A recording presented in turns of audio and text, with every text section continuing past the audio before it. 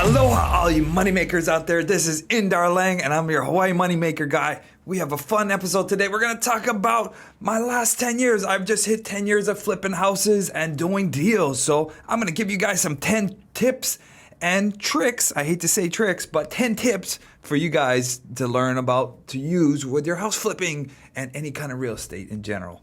So let's do it. Let's dive on in. Let's go. Just before we get started, I'd love it if you guys could subscribe below, and that way we can reach more people and just help people make their money work for them in any different way we can.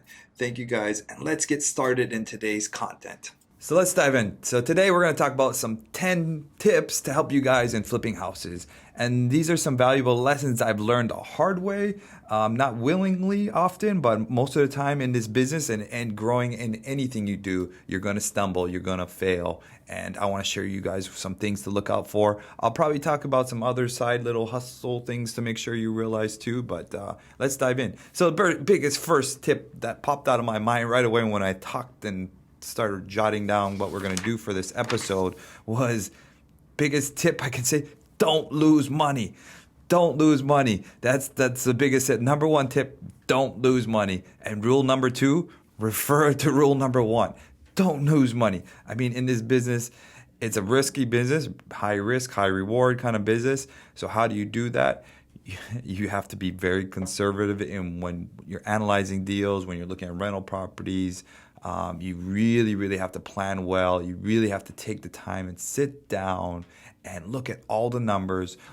Be that expert in the market. When I analyze a flip, for example, I want to know everything that's sold in that neighborhood, everything that's on the market. I want to know everything. I want to be that expert so we don't lose money. And the way to really do that is to be the expert and is to be very conservative. You're going to start looking at deals and you're going to think, could I, make this much profit versus this much reward. So with that said, profit on a deal is your risk tolerance. So when I look at a deal, I look at my profit. Often I get realtors will refer to me, oh, how much profit do you want to make off a deal? And they'll start throwing me deals. It doesn't work like that. Profit is your risk factor. If I'm going to do a project, buy for $2 million, sell for $4 million, and have $500,000, $600,000 rehab, I don't want to have any low profits. I really want to have some really healthy profits on that, $500,000, $600,000, $1 million profits for that type of deal, because a lot can happen. A market can change like it is today, changing. And you can really lose a lot of money if you're not ready for that risk. So your profit is I used to say, my comfort zone, my cushion. My profit is, the risk factor tolerance. Would I do this deal? I can do a cheaper deal, $200,000-$300,000 buy and sell at $400,000, $500,000, $600,000 with the $100,000 rehab and so forth, and be more comfortable making $40,000 to $50,000 on a smaller deal, depending. So also a lot of factors depend on the deal too with your comfort. Is the purchase price and your rehab budgets are really the big two things. If you're going to do a quick turn and burn, just cosmetic kind of flip kind of thing, obviously you'll do those and make a lot less profit just to get in and out of those kind of deals. But you also got to be ready. You have enough profit in those deals to handle a shift in the market, to handle any kind of movement that may happen, factoring in longer holds and so forth. So that is the biggest thing I can say, don't lose money. Don't lose money. And then refer back to rule number one, don't lose money. So the next part of it all is to, after understanding be conservative, understanding your numbers, understanding, where you're at, to always to refer to your basics. Stick to the basics. Stick to the numbers. Stick to the basics. Because what happens later on is, you start to try and maybe push your limits or your boundaries. And I think that's why we've been successful for so long, is because we've always been conservative and we never changed. Like, we didn't change, be more aggressive as we got better. We didn't change to be riskier or anything as we grew and got better at this business. And I think that's a huge factor why we've been here so long. There's been a lot of flippers I know, friends and family, friends that maybe don't do this anymore, or maybe do something else because they've had a bad loss, or because it's whatever it may be. But the fact of the matter is, if you are not always making money and you're not being conservative, you won't last in this business. So that's a huge part of it all. So number one was don't lose money. Number two is refer to rule number one. Number three is to be conservative, always to be conservative when you're doing this business. Number four, I would say, is talk about yourself and talk about what you do to everybody. And I didn't learn this early on. I wish I did. But once you start talking to people, what you do, you're interested in real estate, you're looking for deals, you're looking for investors, whatever it may be. In the weirdest conversations, sometimes you never know, you'll find a deal, or you'll find an investor, or partnerships, whatever it may be. But it's a weird conversation sometimes to slip in to your conversations. So start talking about what you do. Talk about what you do, and talk about to everyone, because the person that you didn't expect could be your next private money lender, or that person you didn't expect to talk to's friends, uncles, auntie has a house for sale. And I've gotten deals actually that way, and I've gotten lenders that way too. So it's a little offsetting at first to talk about what you do, especially if you're new at it, you don't do this yet. But we often, at the very beginning, we had a credibility packet to show who we are. We used our partners' flips and some of the work that they did, so that helped prove ourselves to when we talk to people, and especially when we started talking to investors and people. So we had that credibility packet that we still use today. When I just talk to normal people about what we do, it's just a simple conversation. I flip houses, and people just get naturally intrigued of it all. Or, I make money work for us, and we're investors. Whatever it be, the conversation sometimes starts rolling and steamrolling, and you'd be surprised, guys. So talk about what you are, talk about what you do to everybody. Let people know. Best way to get just self, who you are out there. I heard Grant Cardone talk about this one time, is no one's going to talk about you other than you. So the best promoter of yourself is yourself. So talk about yourself. Share people, what you do, how great you are at it. Early on, I was very shy and humbled. I didn't like to share what I wanted, doing. I didn't like to talk about it too much. And somebody coined us, to start pressing and sharing what we do. And go ahead. Should cut it out. She's in the room. She's in there. Are you still going? No, she'll cut this out. Oh, I can leave it. Yeah. Oh, all right. I'll see you. See you later. See you Saturday, Sunday. Super Bowl.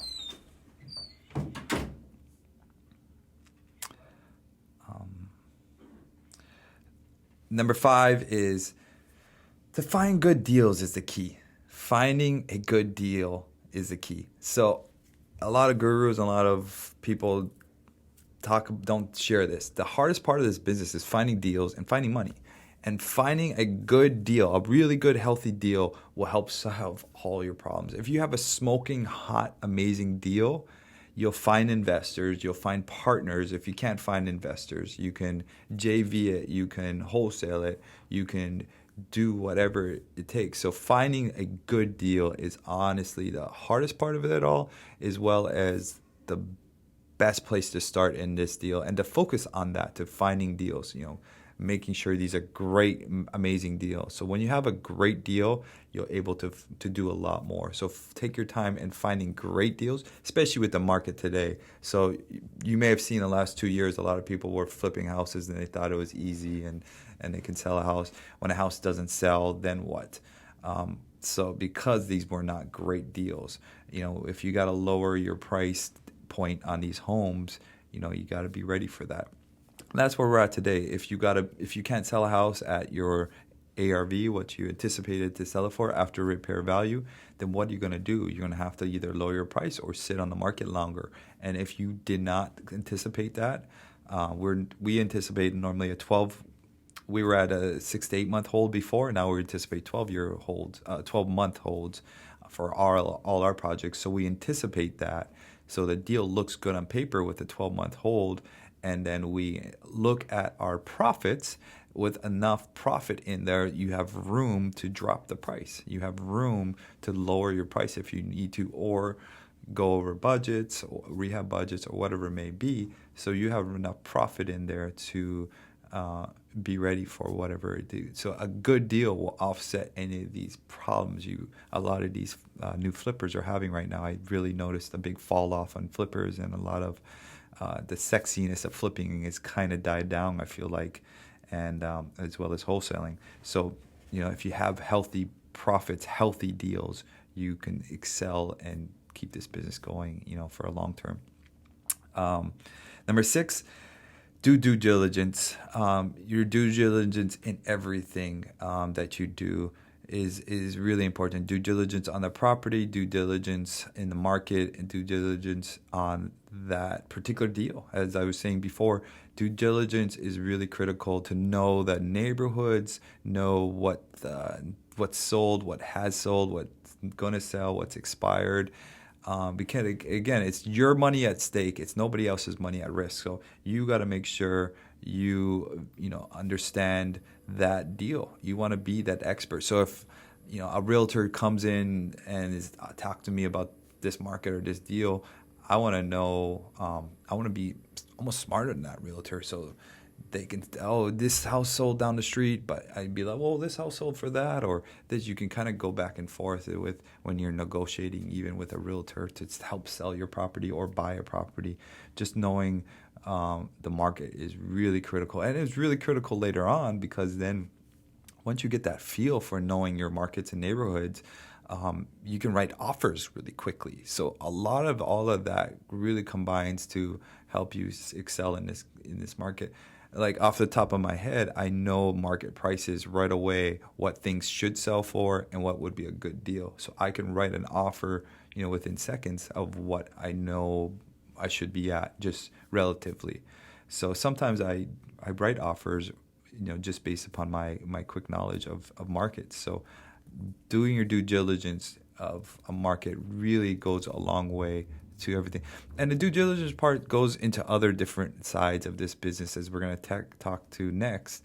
Is number 7 is to be a master of all professions. So when you're doing due diligence in all these different professions, you're running a business, guys. So flipping house, real estate, you are in so many different avenues of professions. Finding deal, that's called marketing. You're marketing to find deals. You're marketing to talk to agents. Whatever you do, you're marketing. You're trying to lock up the deal. Now you're into sales. You're trying to sell. You're trying to sell yourself to either get that deal locked up, sell it, be an agent. You're in the sales industry. So now you're in the sales profession. So you want to be a professional at sales. Then there's a whole transactional part of the deal where you get a deal, you're locking up, you're buying it, you're talking to agents, escrow agents, you're talking to lenders.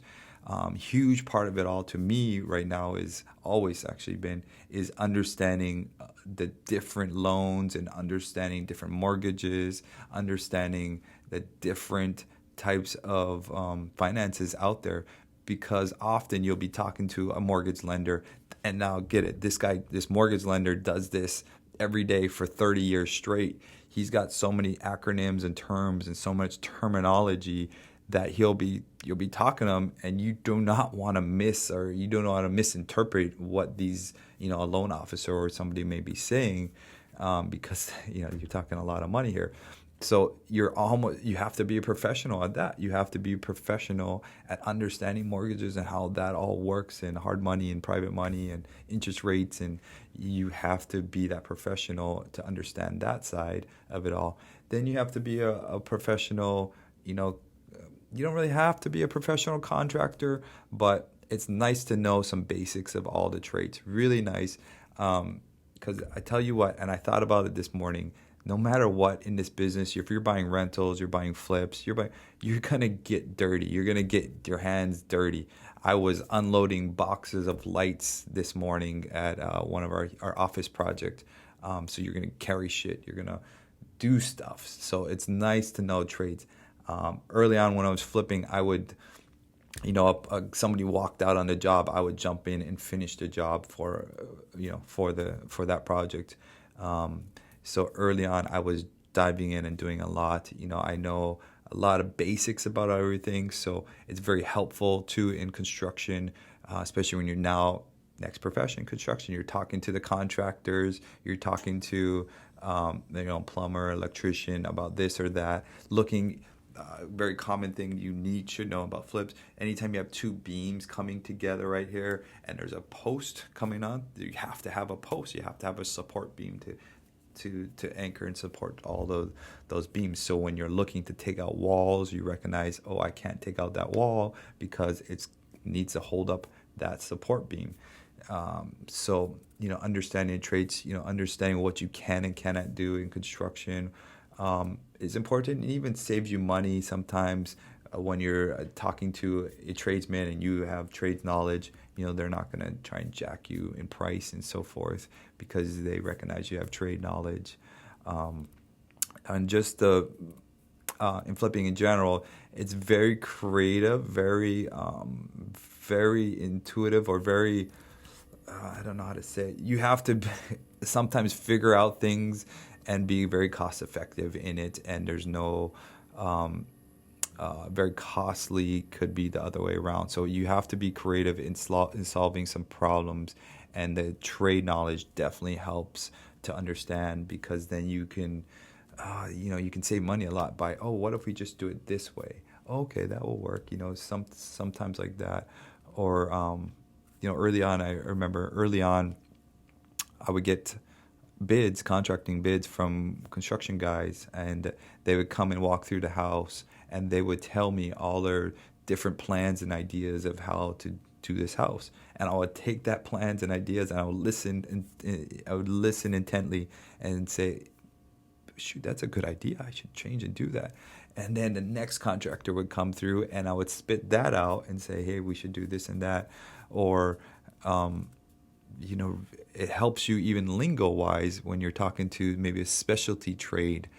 They're going to use words and trade knowledge, and you'll be able to use that, sweating pipe, or understanding all the different wood rafters and soffits and all the different wood stuff. You can start now spitting knowledge or words to the other contractor that's coming in.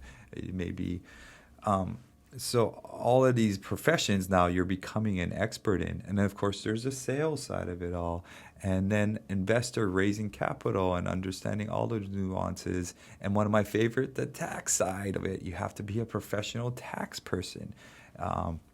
You have to understand the taxes and bookkeeping and managing everything with taxes and all. So there's so many different professions that you are constantly going to be learning, or if not learning, and then how to run a business that you're just going to be a master of, try to become a master of. But what's the saying? You're master of none, jack of all trades, master of none. And that's what you develop when you become a business owner, especially when you're getting to real estate with all the different trades and all the different nuances of it all. And it's very difficult sometimes because you're talking to professions who do it every day, full time, every day, and you don't do that every day, but you need to seem like you are, or need to have enough knowledge to be able to do well in that conversation. So and then in the next hour you're talking to a lender, and you have to put on that hat. So definitely be a master as much as you can of all the different professions. Don't dive into the weeds too much, but just the big stuff mostly. Number 8 is to take your emotions out of the deals. So this is early on. I still today once in a while is some houses I just emotionally like love that house, want to do that project, love the location, love the house for myself maybe.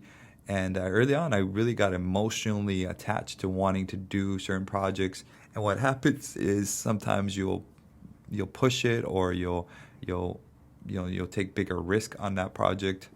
It's you have to take your emotions out of these deals, and you have to just trust the numbers, trust the comps, really trust what your intuition is saying about the project or about the numbers, really.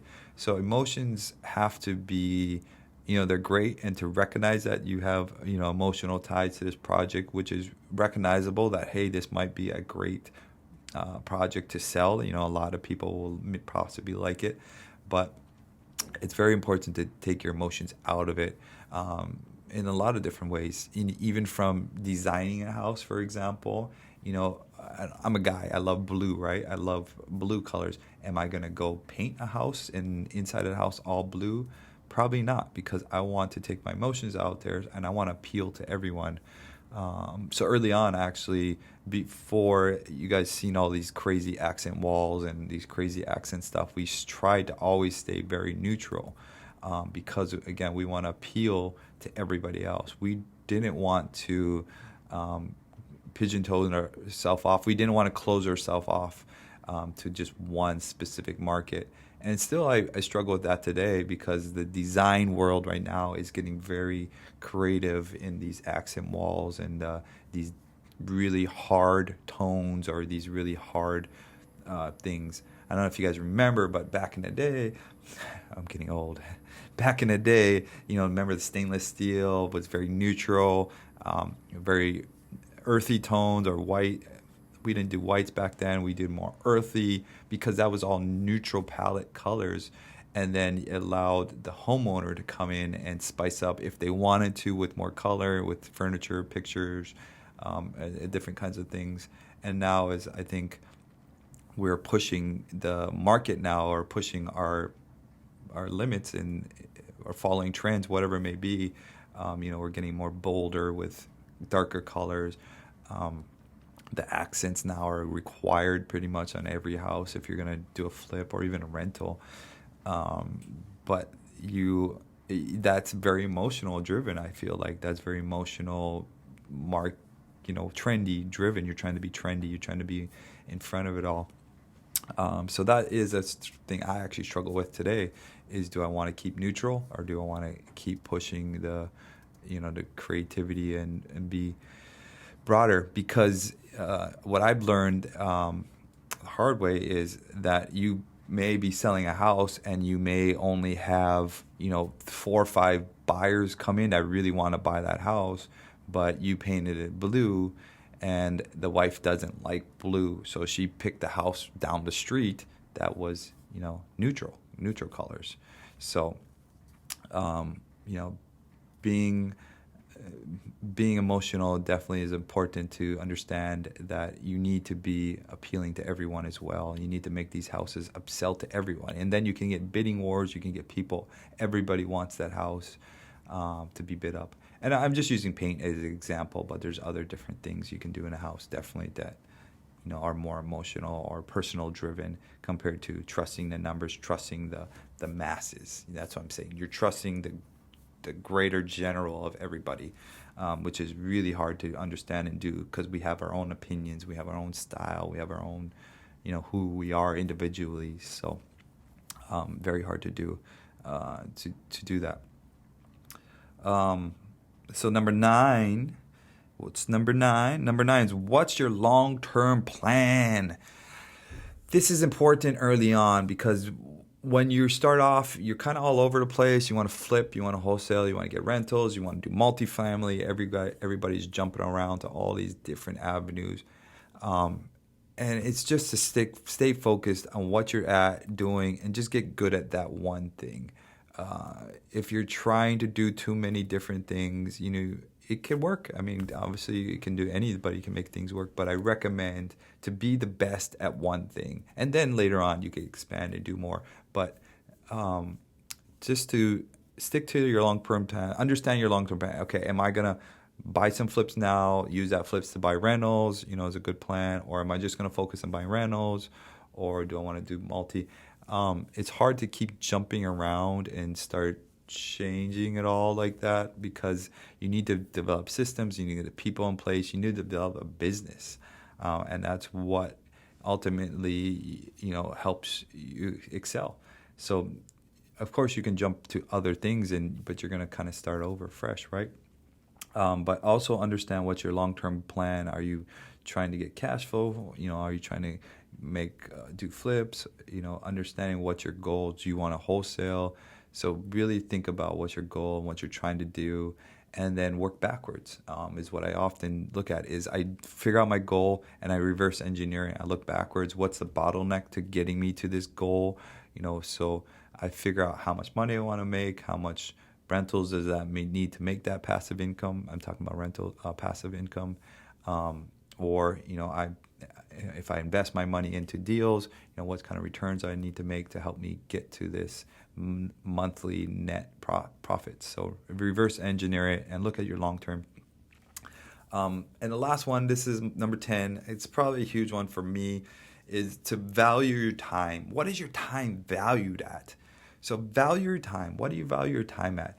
Is your time valued at, and I'm guilty of this, going to Home Depot every day and, picking up materials for your guys on the job because you're trying to keep them working? Is your time valued at that, to keep the guys running? You want to keep the guys working. You don't want them to go to Home Depot. Is your time valued at that? Is that the best use of your time? Or, is your time better valued at growing your business, finding deals, finding investors, finding more projects, finding rentals? So really value your time, and I'm guilty of it all the time too. I enjoy being in the field. I enjoy talking to contractors. I enjoy doing construction work. I don't have to do it full time anymore, but I enjoy diving in for an hour or two. I got stuck in the weeds this morning. We were at our office project, just dropping off some stuff. I didn't have to be there, but I stood there for another hour, looking at things, trying to figure things out. And probably productive a little bit, but I enjoy being at construction sites. So what is your time valued at? Or my time was better being here in the office, taking care of a lot of the behind the scenes stuff that we need to take care of. And probably midway through my career of flipping houses in the last 10 years, about 5 years in, I recognize that very much so, is that my time was better being in the office. I used to be on the road constantly, trying to juggle being on the road, had to, the bag with me and the folder and my laptop, and trying to work with the iPhone, on the road and phone calls. But I recognize I get more done if I'm in the office. I think my business works better when I'm in the office, being more productive, forcing me to now multitask, forcing me to hire, forcing me to, bring people in that can take care of some tasks that I don't need to, so I can do more. So that's the biggest thing. For example, I can drive to Home Depot and pick up materials and help the guys out, or can I pay a guy $15-20 an hour to go do that? Is my time worth $15-20 an hour? No, my time's worth $500 an hour. I want to, impose that on you. If you want to be a millionaire, you need to be making, it's like 400 something an hour to be a millionaire. It's, what is it? It's 84,000 a month. 84,000 a month, like 2,700 a week, and I forget what it is a day, but for 84,000 a month, that makes sense. And then 2,700 a day, I think it is. You need to be making 2,700 a day and then an hour. It's roughly about 500 an hour. If you shoot for 500 an hour, you'll be fine.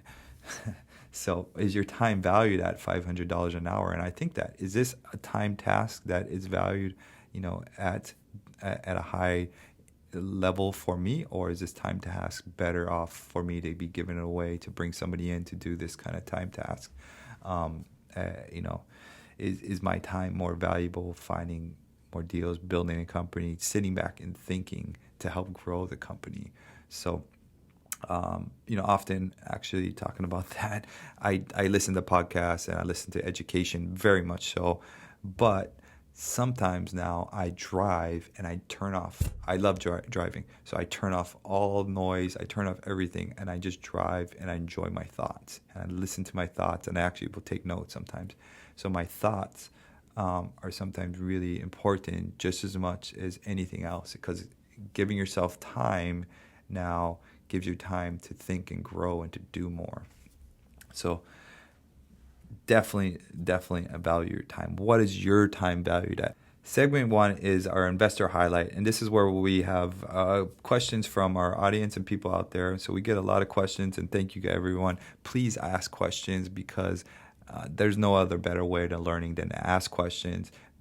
Be a student, always be a student. So get up on there and ask questions. I love answering any question, so I will message any question you have and answer you as much as I can.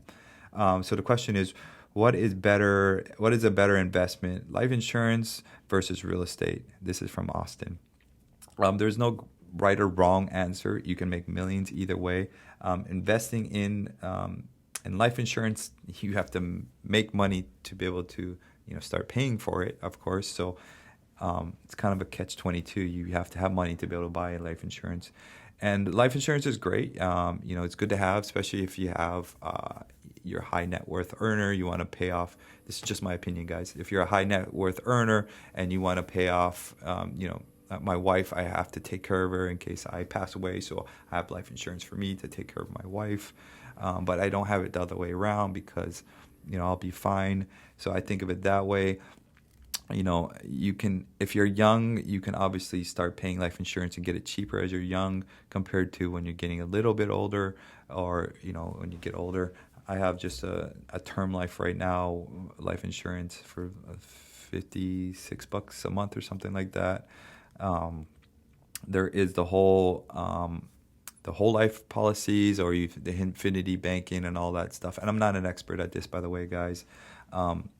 But that whole side of it all, you can basically put money in there, and you can start pulling it out. So you can start loaning off of that money that you're putting into your life insurance. And then once you're able to loan off of that, you can start that money working for you. The catch-22 of it all is if you loan it, you got to pay it back, of course. And the biggest thing with life insurance, when you're putting into these programs, you don't get it out until whatever, 60 years old. So, or 60, 60, I think it is. So you can't, thinking that you're going to put this money in, be able to take it out later. So you have to understand that. My life insurance is just to buy properties and keep buying properties for my kids. And that's more my concept of buying life insurance. And of course, I have a policy for now for my wife. But versus real estate, you can, especially here in Hawaii, you can take that 10 grand you have had and go buy a property, a small little hole in the wall box, something, and get a property and live in it and let that thing go up in value. It's kind of I think it goes up in value a lot quicker than anything else. Anything fast. It goes faster than anything else. Of course, like the insurance, you can keep paying it, and it keeps building, and it keeps accumulating pretty fast. Similar in real estate. If you keep putting money into real estate, real estate, I think, goes up quicker if you have money to put into it, of course. But they're both great. You should honestly have both of them, and you can make millions doing either one. People make millions selling life insurance. They're very sales guys, and they're going to tell you, what's so great about it, and they're going to sell you all the things, but ask them if they have real estate. So I think they're both great, but I'm a real estate guy. Last part of it all is our last segment is normally we do a deal highlight of the week, but today we're going to talk about our deal of the week is our real estate mastermind. We have a Waikiki Hyatt Regency coming up. We have our mastermind coming up at the Regency. We've have over 130 people signed up. I think the room's only big enough for 100, but we're expecting no shows. So we're going to try and get about 150 people, so we have standing room and so forth. Try and maximize this space. Super excited. There's only a couple days left to really sign up. It's It's going to be on February 17th, and we have some amazing speakers. A mentor slash friend of mine, Jay Bergana. He's one of our guest speakers. I've known him for a while, and just I look up to the guy, and I admire everything the guy has to say. He's an extremely just intelligent, smart person. Knows everything from real estate to buying businesses to scaling and selling companies. So definitely a beast in the industry. My great friend Alex Camacho, truly a great friend of mine. I've been friends with Alex for a while now. We go back and forth and rewrap all the time. What's working, what's not working. Definitely, I've had many brainstorming sessions with him, and he's a pillar in the industry. Everyone knows him. I know you guys all love him. He's an amazing person, very high energetic person, great at building teams, great at building a company, and great at systemizing and living his life on his own terms. And he's just a really great guy that understands flipping and so forth. And then we have Miss Beautiful Zasha. She's from Maui. She's got a great following. I'm sure if you guys have not been living on a rock, you all know who Zasha is. She's just a great person. She's been in real estate for a while. She's got multifamily. She's got some single family rentals and does flipping. And now I think she's into syndicating some properties and so forth. So she's great. I'm sure you all follow her on her social media. She's got a really great social media platform, and she's just a great person. So we're extremely happy to have the event. We're going to do it more of a educational style speaker, what would you call it? Not a classroom style, but I'll be asking them questions. Some of the questions are from you guys. Some of the questions are more high level. We're going to try and make this more a high level kind of type of meetup to really try to scale and help you guys grow. We have some things to give away to you guys. We have some announcements to make. So we're excited about having the event, and it's really for you guys to help give back to you guys and to share with you, to learn and grow, because I think there's so much for all of us out there. So super excited about that. So get ready for that. But thank you guys for listening. Thank you guys for being on the podcast today. Super excited to just share my experience, strength, and hope with you guys. And please like and follow and comment for more. Message me. I love the comments. I love the questions, because it only helps us both grow grow better. So please like and follow Indar Hawaii on all the social media platforms. INDAR HAWAII on Instagram, YouTube, Shorts, LinkedIn, Twitter, TikTok, Instagram, Facebook. Go for it all. Just message me, and I'd love to join with you guys. Thank you guys. Have a beautiful day. Aloha.